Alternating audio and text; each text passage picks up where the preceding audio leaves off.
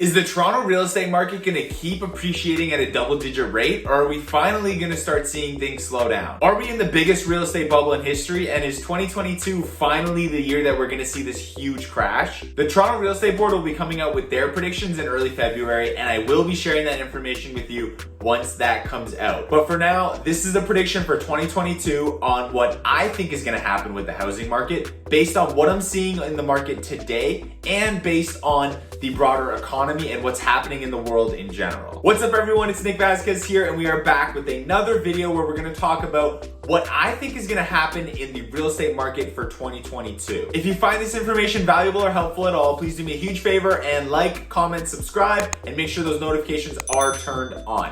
Now, let's not waste any more time, let's jump right into it. Unless you've been living under a rock, I'm sure you know that 2021 was a year full of crazy demand on the buy side and limited supply on the sell side.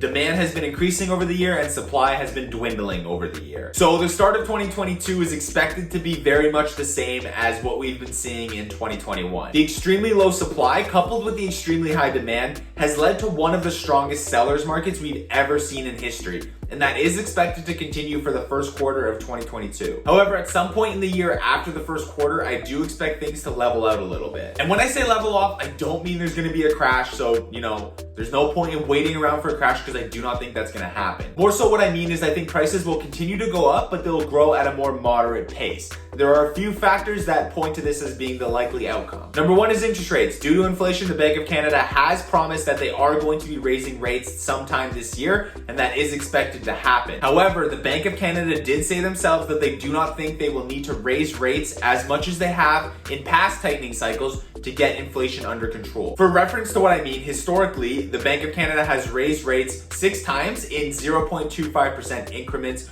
for a total of 1.5%. That's the average that rates have gone up in past tightening cycles. Now, rates are gonna start going up. What's gonna happen? People think that once interest rates go up, that's it. Everything's gonna come crashing down. That's the end of this market. I'm telling you right now, no, I don't think that's gonna happen. The increase of interest rates is probably gonna have some sort of impact on demand, but I don't think it's gonna be nearly enough that everything's just gonna come crumbling down. So like I just mentioned, in the past, the Bank of Canada only raised rates on average about 1.5%, and that was over an extended time period, a couple of years or whatever. And they already said they don't think they need to raise rates as much as they have in the past. So let's say rates go up 0.5% to 1%. That's not that much, and it'll be happening slowly. They also mentioned that they think they will raise rates slower than they have in the past, just so that the market can absorb each rate hike. So it's not gonna be an overnight shock to the system. They're gonna let everyone know well in advance that rates are starting to go up, which they already have, and it's gonna be a slower increase. So truthfully, I do not see interest rates going up making that big of an impact on the demand side. Another factor that may play a role in prices growing at a more moderate pace is the government has talked about implementing some new policies that would help curb demand. Things like banning foreign buyers, banning blind bidding, and things like that. I wouldn't be putting too much weight on these policies to really fix the affordability issue or to really curb demand, just because historically speaking, whenever the government comes out with policies like this, it's not a sustainable long-term solution. In the short term, these policies may hurt demand, but it's not really addressing the real issue and the real root of the problem, which is the lack of supply. And speaking of supply, I do expect more supply to come onto the market in 2022. I do expect more people to want to sell their house. So that's a really good thing because supply is desperately needed. More supply coming onto the market is definitely going to help moderate the price growth, but it's not going to tank the market. As more supply comes onto the market, it's more often than not that the people that are putting their house up for sale are going to be buying a house as well in the same market. So it's not like we're going to have a dramatic increase of supply and then it's gonna, meet the demands of all the buyers. There's still gonna be a ton of demand on the buy side. So with those 3 factors, interest rates going up, the government implementing new policies, and more supply hitting the market, we can expect to see a slowing of price growth at some point this year. However, I do not expect the competition to go away as demand is just too high. All 3 of those things are probably gonna have some impact on the market, but I don't think it's gonna make that much of a difference. Prices are still most likely going to be going up. And here's an example to kind of illustrate this. When you have 12 offers per property, even if all those changes did happen and half of the buyers left the market, let's say, you would still have 6 offers per property. And with 6 offers, you're still gonna get bids over asking price and prices are still gonna go up.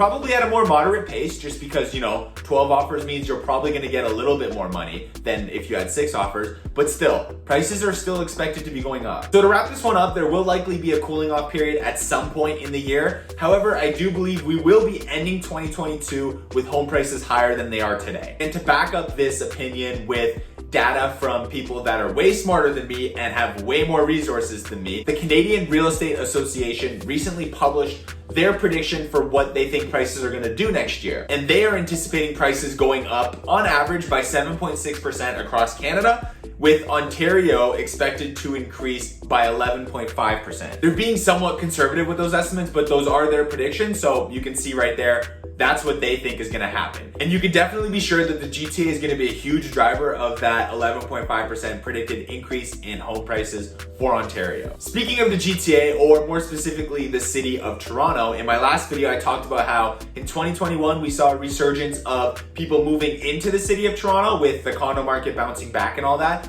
I do expect that to continue into 2022. I do think more and more people are going to be moving back into the city as the year goes on, and I also think more and more people are going to be buying condos because that is what's more affordable right now. It's likely that we will see some big jumps in the condo market in terms of price, just because more and more people are going to be flocking to that lower priced real estate. I do still think that the low-rise market segments in the suburban areas around Toronto are going to continue to do well, but more specifically, the real estate in the city of Toronto and the condo market is going to be exploding a little bit. It's my prediction. That was a long wrap up, but to really wrap this video up, if you are thinking about buying a home this year, now is a really good time because prices are expected to continue going up. So the sooner you get in, the better, especially before interest rates start going up, because that will hurt your purchasing power. If you're thinking of selling your home, now is an excellent time due to the historically low supply on the market and the crazy high demand. And if you're thinking of upsizing or downsizing, I would recommend doing it in the same market, meaning in a more condensed time period, just because the market can and probably will shift really quickly, and you don't want to be selling and then buying in different markets. I'll talk more specifically about buying and selling in 2022 in my next couple of videos, so make sure you are subscribed with notifications on to see that if you want to see those ones. Anyways, that's it for now. I do hope you found this information valuable and informative. If you have any questions at all, if you're thinking about buying or selling a house in the GTA, please feel free to reach out to me. My contact's below. You can hit me up whatever way works for you.